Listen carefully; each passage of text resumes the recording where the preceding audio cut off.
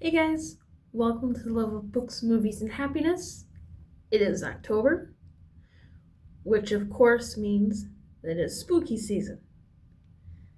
I am not spooky, however, I am a woodland type elf character. I'm going more for like a woodland fairy type look.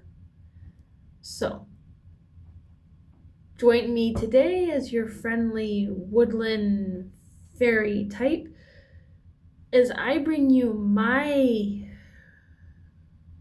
a few of my books that I like to read leading up to Halloween. These are not all of them.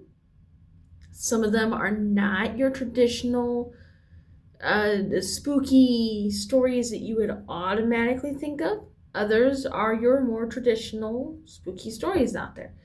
Some I have in book form, others will simply be books that I mention as I could not get my hands on the actual book today.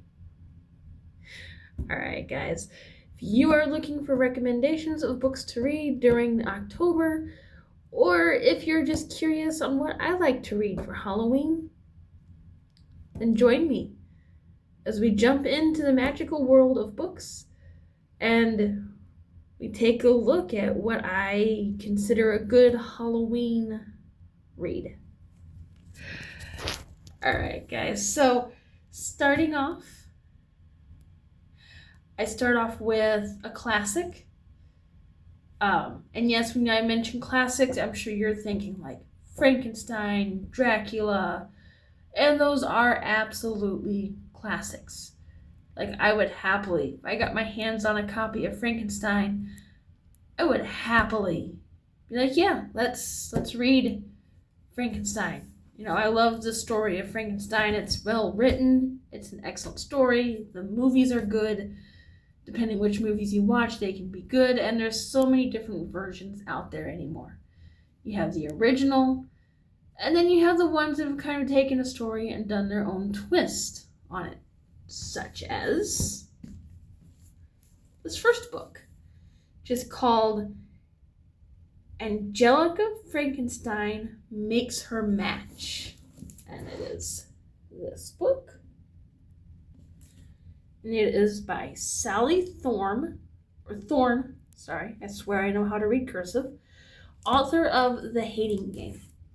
So in this book, it kind of takes its own little twist on the story of Frankenstein and his monster.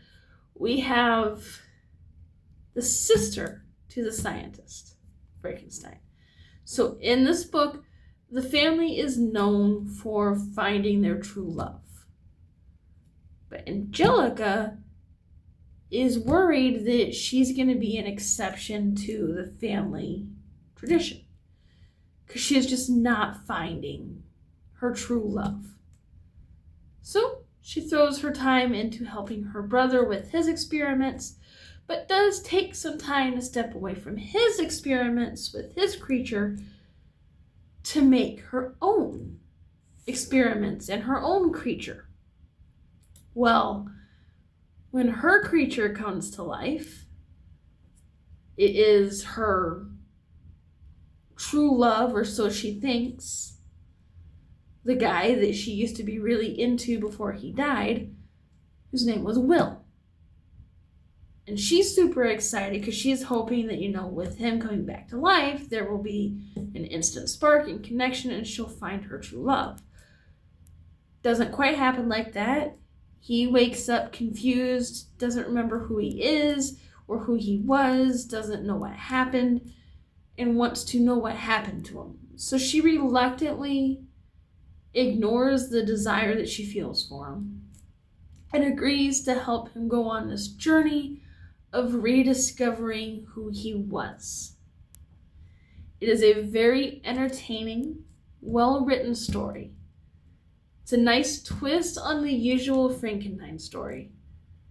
And for those that like their romance, this is a good mix of the traditional Halloween Frankenstein with your love story. You should check it out, see what you think of it, see if she makes her connection or not. Oh, and just as a heads up, almost all of these books that I like to read are romance-based. I do like a good thriller, don't get me wrong. I like a good thriller. I like something that scares me. But a lot of what I read is romance, romantasy, comedy, stuff like that. But I do mix it up, such as with a very well-known author, Stephen King's It. To be honest, I don't like clowns. I seriously hate clowns. Like, they come walking towards me and I'm in the opposite direction as fast as possible.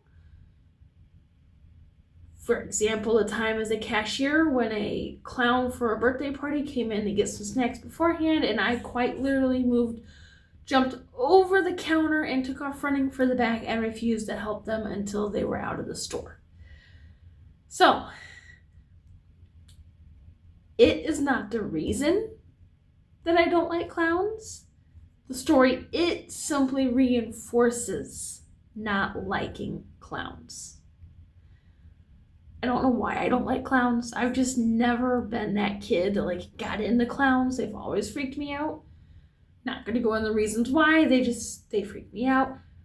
But it is an excellent story by Stephen King. Pretty much any Stephen King story is going to give you some kind of thrill. Something's going to spook you. It, Pet Sematary, Carrie, all excellent stories to read for any time of year, but especially for Halloween. Pet Sematary, it is good. It's good. Just kind of creeps you out in the movie with the toddler, but it's good. I enjoy it. So, recommend anything by Stephen King, but especially like It or Pet Sematary. Just something that will really give you a good spooky thrill going into it. All right, so say you want your traditional spooky thrill. You don't want Frankenstein. You don't want clowns. You want your blood-sucking vampires. Got you covered. So we have Charlaine Harris, the Sookie Stackhouse series, which was also had a TV series, True Blood, based off of the books that it was made into. Enjoyed that series. It was a good series. Sookie Stackhouse is a waitress with telepathic abilities. She can read people's minds in a small town in Louisiana. And she likes to think of her mind-reading ability as a disability because it makes it hard for her to have a relationship because she's immediately aware of what everyone is thinking, which admittedly that can be difficult. When Vampire Bill comes to the area, so first vampires have come out to the population like, hey, we exist. It's a disease that took us, this is who we are. We're not a real threat to you guys. Bill is the first vampire in a small town area. She is super excited because she can't read his mind. However, she figures out his first night there, he ends up sitting with a couple that is known as they go after the vampires not necessarily to kill them, although they don't care if they die. They go after them for their blood because vampire blood has a bunch of special properties to it. Sookie realizes from reading their minds that he's in danger, ends up going out and rescuing him, which ends up a meeting. They form a relationship, which leads to a whole bunch of complications. Highly enjoyable. If you like your vampire stories, there is also Anne Rice has some really great vampire stories. For your classics, you have Dracula by Bram Stoker. You also have, and this is not the first book in the series. I could not find the first book at the local library, so I just grabbed one of the books in the series. But If you like vampires, but you want a slightly different twist on your vampire, we have the Carpathian series. This is one of the books by Christine Feehan. So a Carpathian is a person that needs blood to survive. So they're like a vampire, but they don't kill their victims. They take just enough to survive. Like a vampire, they can't be out in the daytime, except for very, very rare ones. And they all have abilities. They can mind read, they can wipe your memory, speed, shapeshift, healing. Their healing is by like their saliva mixed with mud. They can go like out of their body and mentally into your body and heal it if needed, that kind of thing. But for them and their society, the men have to find their life mate. Like the woman that is the other half of their soul. Otherwise, at some point, if they do not, they lose the ability to see color, eventually lose the ability to feel emotions, and then can turn into a vampire, which is simply out there to kill, drain as many people of their blood as possible, and survive that way instead. In the Carpathian series, their goal is to find their life mate, which they will know who it is when they meet them, because they will be able to see color again.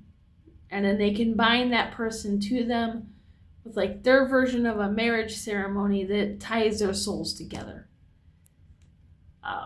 Problem is, for the Carpathian people, the first book is Dark Prince. At that time, for the Carpathian people, the women have been dying, there's been less children, the men aren't finding their life mates. It's a breed of people on the verge of extinction, until the prince of the people realizes, accidentally, that there are psychic women, mortal women out there that are now compatible to be their life mates.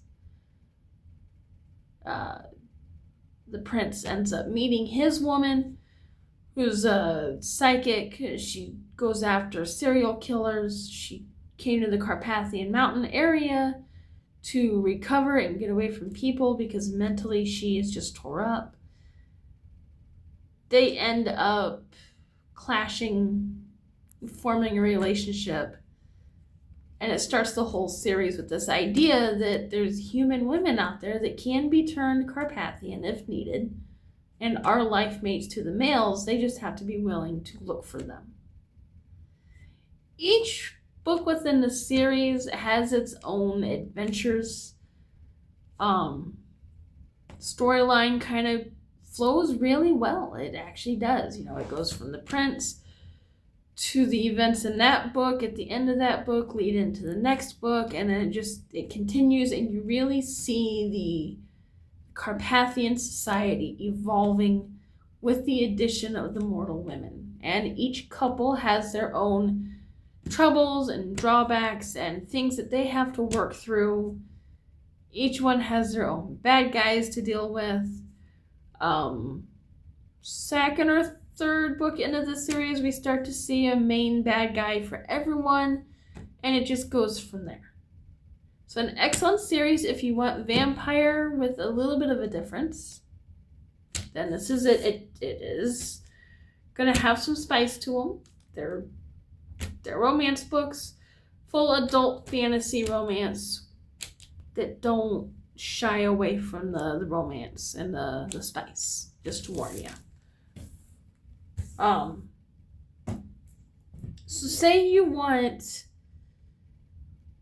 don't want vampires, you don't want Frankenstein, you want witches.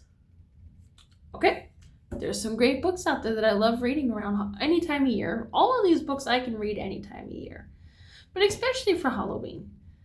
Nora Roberts has a series, which is more demons than witchery, but it's kind of a mix, which is the Sign of Seven trilogy. It's a really good 3-book romance story about 3 boys who are best friends. They go into the woods when they're 10 and they do like a blood ceremony where they cut their hands and then mingle blood to be blood brothers. Only in doing so, they accidentally unleash a demon on the town. Every 7 years, it comes back for a week. As adults, it's coming back. It's that time of year again. They end up, of course, they come back to fight the demon each week for that whole week. Try and minimize the damage done. But it starts out with the first book. We have an author who writes books on paranormal and spooky stuff coming to the town to document what happens during that week. She ends up meeting a wedding dress designer shop operator who's kind of on a break and looking for where she's going to have her next shop because she's moving. And then the author ends up calling in her friend once things start getting creepy. And of course, the 6 together end up dealing with this demon that's terrorizing the town. They have to research the past in order to understand how to stop it. And it takes all 6 of them together to figure it out. It does have a more traditional romance setup to it, so you have the couples pairing off. You have the miscommunications, you have the battle where they end up, good or bad, they have to win to protect each other. But it's a really good series. If you're looking for something that's still creepy and spooky, but you want your traditional romance, there you have it. We also have, for actual witches, more of a comedy romance, so rom-com, Hot Hex Boyfriend, which I actually have this book reviewed on another video, so feel free to go check out that video for a full review on this book. But needless to say, it's a couple of witches.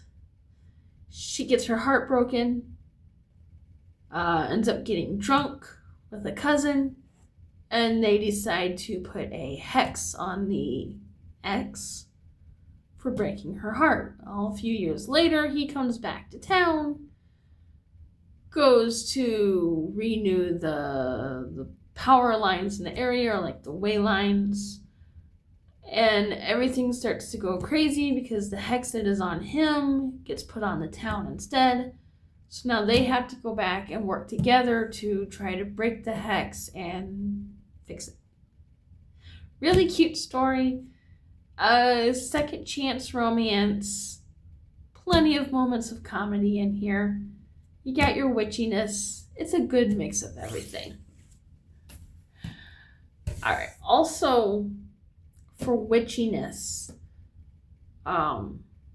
we have Nora Roberts, and this isn't, yes, I do quite a few Nora Roberts. This isn't a traditional, Halloween read, but it's witches, so I figure it counts as a good Halloween book. It's the first book in a 3-part book trilogy called Dance Upon the Air. And we have, I forgot the name of the main character now. My apologies, it's been a little while since I've read this. Sorry, we have Nell.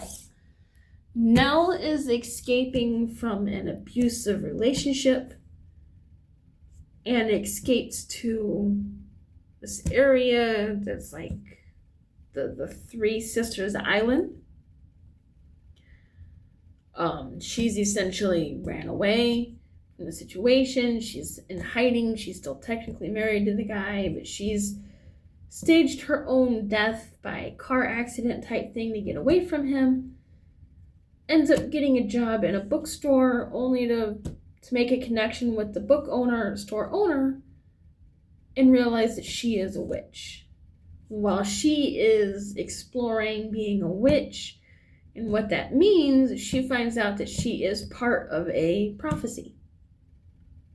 And it is a prophecy that is handed down about the three sisters and things that happen.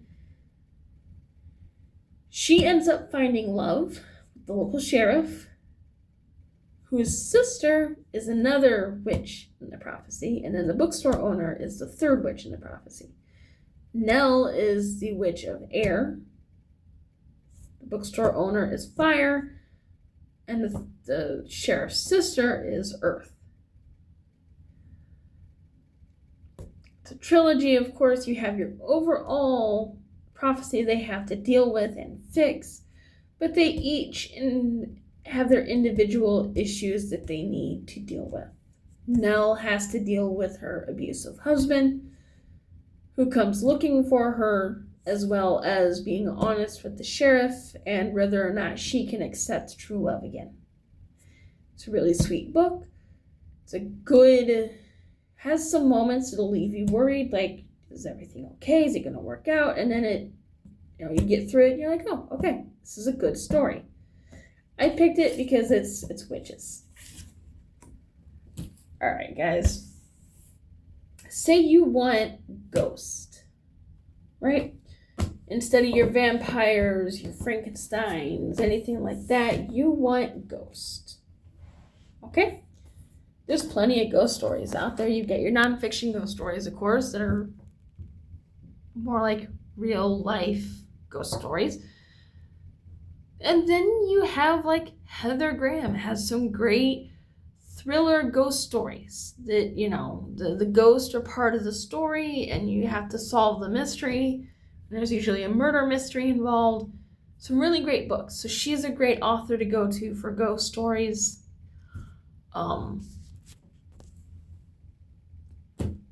I swear these are the last of the Nora Roberts that I recommend. I like Nora Roberts. She has a good variety of stories. But if you want Ghost mixed in with your regular everyday life, we have one of her newest ones, not the newest, but one of, which is Inheritance. Young woman finds out that her father was a twin that she didn't know about, and that twin has died and left her an inheritance of Lost Bride Manor, giant house that she inherited. As long as she lives there for like 3 months, she gets the house, she gets the money, everything in it.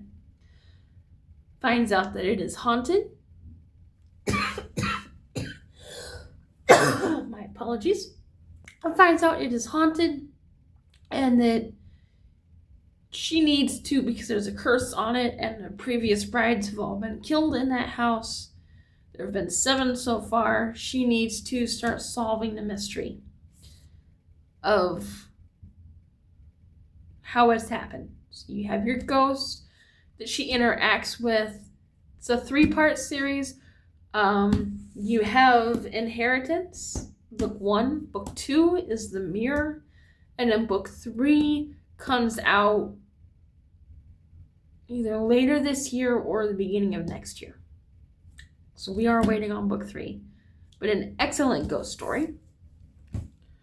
You also have the In Boonesboro trilogy. A family of builders takes on an old inn that used to be a house, a property, before the Civil War. Ended up, it's just been sitting there rotting, so they take it on with the idea of making an inn out of it. Well, it turns out it's haunted. And the ghost haunting it wants help. She wants to find her lost love that she came to the area for, and she never got united with them, so she wants to find her love. In order to find him, the 3 brothers that are doing the project go through a variety of entertaining situations to try and get it solved and end up finding their loves in the process. In this first book, we have Claire, who owns a bookstore and has 2 children. And she ends up connecting with, forgive me, it's been a little bit, so I forgot, Beckett. There we go. With Beckett. And there's a dilemma for Beckett he was friends with Claire's husband before he was killed in war. Beckett's always had a thing for Claire. So for Beckett, it's the whole idea of,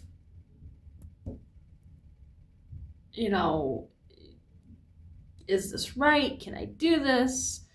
Does she feel anything for me? Lizzie kind of takes a part in bringing them together.